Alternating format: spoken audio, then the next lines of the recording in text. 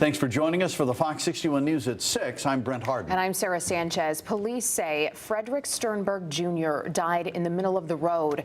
And earlier today, state leaders addressed bike safety concerns.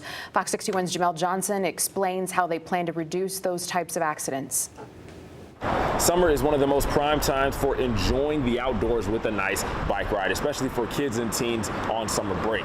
But state officials are noticing many bike riders aren't following safety rules and recommendations, leading to a spike in injuries and deaths this year. On Wednesday, a 65-year-old man died while trying to balance a 2x4 left in the road on his e-bike in East Haven. Lieutenant Governor Susan Bysiewicz says this man is the latest in a spike of deaths and injuries. As of August 12th of this year, Connecticut has had 6 cyclist fatalities, and that is more than triple the 5-year average of having just under 2 fatalities by this time of the year. Lieutenant Governor Bysiewicz says deaths of drivers, motorcyclists, and people in the road were way down across the state over the last several years. All right. But an increase in deaths this year has led to concern from state leaders like the commissioner of the state's DOT, Garrett Euclidito. And another 21 have suffered from serious injuries, and more than 100 have sustained minor injuries. And all of those are higher than the average. One of the most dangerous trends leaders are seeing involves bikers not wearing a helmet.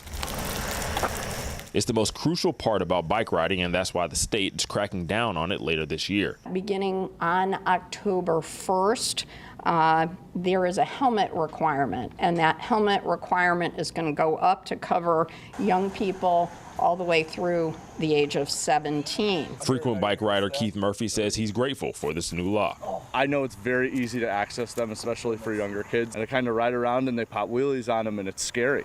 And I talk to them like, you need to be safe, because when you're on the bike, the only person to protect you is you. Keith himself is no stranger to close calls on the road. And there's been a few times I'm on the side of a road where a truck gets too close or a car gets too close, and it's scary.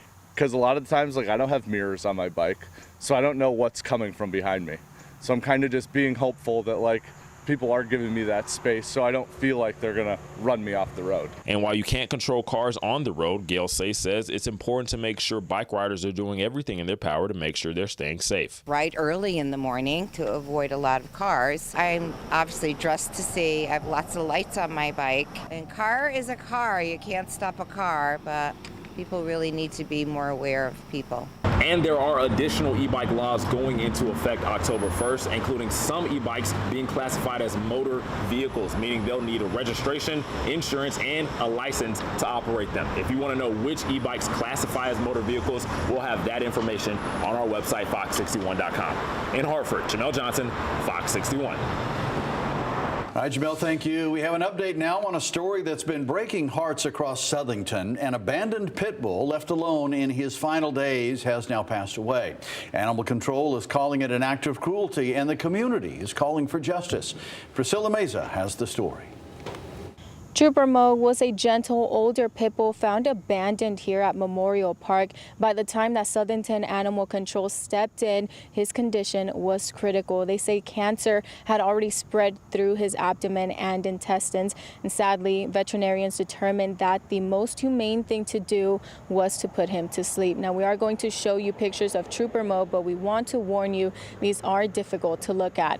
You can see he was found severely underweight, but despite the condition he was in, Animal Control says Trooper Mo was sweet-natured. They say he deserved better than being left alone in his last days, and they provided him with veterinary care, a safe place, and comfort before his passing.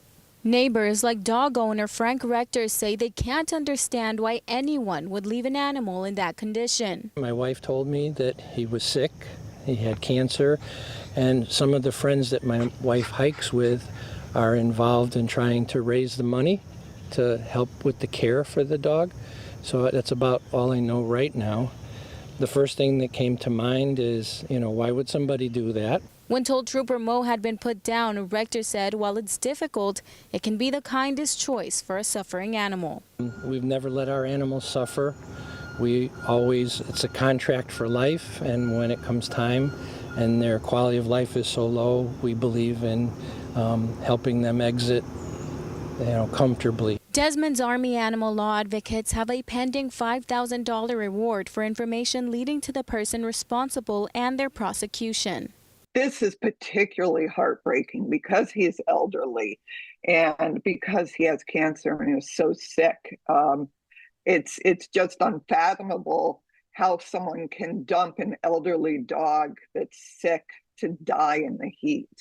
It's disgusting. Zilla Canamela says there are always options other than abandoning a sick pet. There's also plenty of rescues out there that will help during end of life. Visit our website. We have a list of organizations that help with vet bills and where to go for that.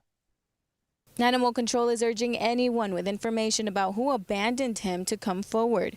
You can call Southington Animal Control if you'd like to stay anonymous. Your identity will be kept confidential.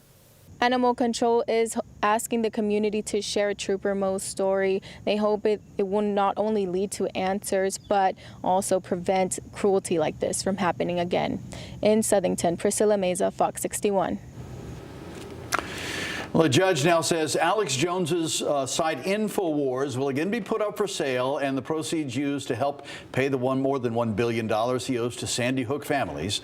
The court appointed a receiver to take over the company and sell its assets. That could revive the Onion's earlier bid after a sale stalled last year. Jones was found liable in 2022 for defamation after repeatedly calling the 2012 school shooting a hoax.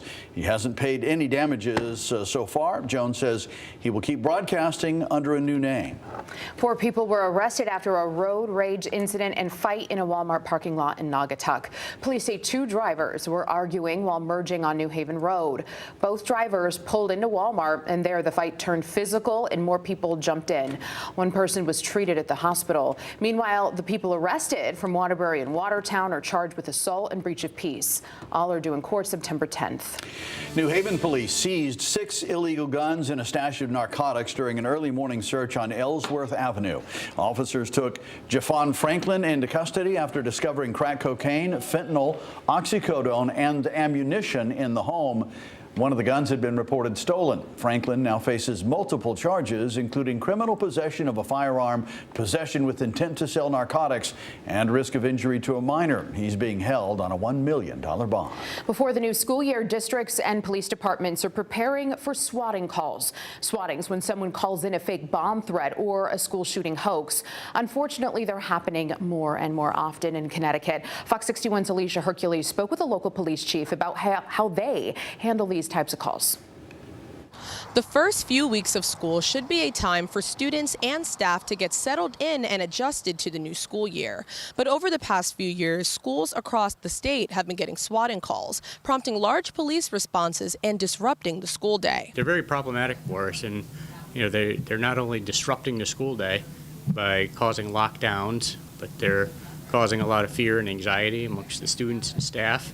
They're putting a strain on the resources of the law enforcement. Chief Joshua Berniger with the Watertown Police Department says the town and many other schools across the state see an increase in these swatting calls at the beginning of the school year. A swatting call is when a fake report of criminal activity is called in and reported to police.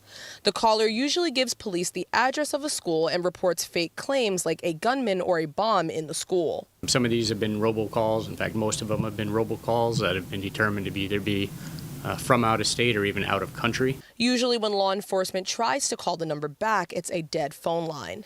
When the call is made, law enforcement immediately contacts the school resource officer to notify them about the report. The school resource officer or our dispatch center at that time will notify the school administration of the nature of the call and recommend that the school go into a lockdown until we can verify that this is a hoax call.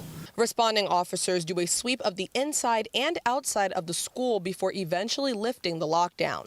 We will always operate under the assumption that it's a real call. Chelsea Eaton has a 2-year-old daughter who isn't in school just yet.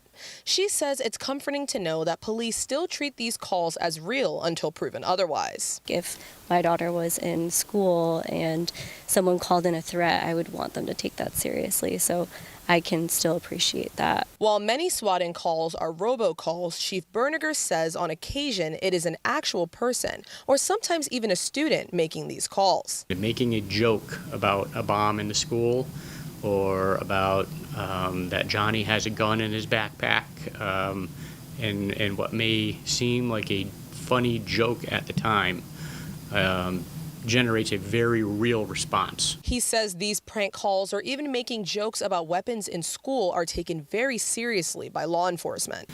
Because of what has occurred in this country over the last 2 decades, it's not funny, and to make a joke about it is going to be taken very seriously.